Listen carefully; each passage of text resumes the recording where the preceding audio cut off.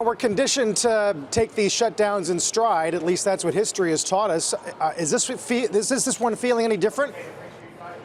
Yeah, well, first of all, let me say that Ed Bastian and the Delta team do an outstanding job, and I have to acknowledge I'm a loyal Delta flyer with over 1 million miles and go in and out of Atlanta at least 2 to 4 times a day. So I think Ed's comments about potentially getting a little bit softer could be correct. I know they're going to get a big bounce with the Super Bowl in Atlanta. It would be catastrophic if the TSA decided to not show up Monday following the Super Bowl. I think you would have a national emergency, certainly, in that situation. So I think what Phil was talking about in his discussions with Ed's conversation, there's probably a modest slowdown right now. But if this thing does go on and you start getting interruptions in flights, certainly from my personal standpoint, that would be very, very disruptive. I think this, Ed made a very good comment, not to take either sides, but I do think it's unfortunate that the partial shutdown is affecting the wages of a number of government employees.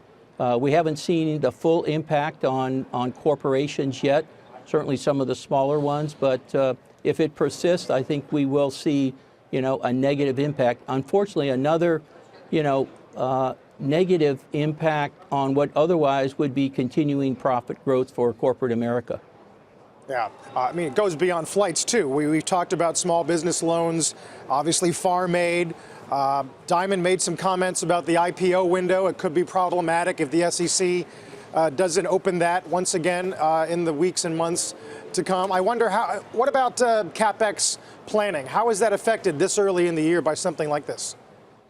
Yeah, I'm not sure the government shutdown is having as big an impact on CapEx as some of the other issues that we're facing, that unfortunately are having a negative impact on the market overall. If you think about China, if you think about what's happening on the southern border, if you think about some of the other issues now with the change in the House and some of the new legislation that's being proposed, I'm not sure that the CEO network is changing their mind. They may be taking, hitting the pause button for a moment to see what happens over the next 30, 60, 90 days as far as CapEx. We got a big boost last year with the tax benefit on CapEx. We'll see what happens this year.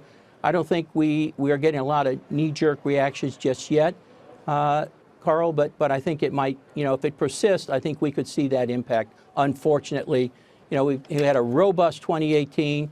We're still building off of that, not the same percentage, but it's a percentage on a much larger number. So, when you're talking about billions of dollars of percentage in growth, it gets a little more challenging for corporations. Bob, you're so plugged in with other CEOs, current and former. What's your take on how much the trade war is affecting business decisions in the C-suite, hiring and investing and planning? The fact that there really is no resolution, there's some optimism, but still tariffs in place and the threat of them going even higher at this point in March. Well, there's no question, Sarah, that the job market is getting tighter. There's no question that we're seeing wages go up in some situations. What I hear from my colleagues is if you talk about a 10% tariff, there's a great deal of confidence that they'll be able to handle that by, number one, going back to the supplier, certainly in China, and getting some concessions, maybe 2, 3, 3.5%. They think that they have pricing authority in the marketplace.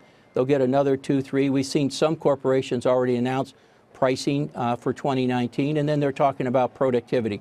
So there was pretty good resolve that a 10% was not going to derail the projections that they had for 2019. Now, if you go to 20% and this thing is protracted, I think you'll start to see some unfortunate, decisions or negative reactions. But right now, as Jamie Dimon said in his interview the other day, he's still pretty optimistic. I know they had a miss this morning, but Jamie's certainly one of the real leaders in corporate America today, and he still is pretty optimistic about 2019. So I think that's a very good signal, Sarah.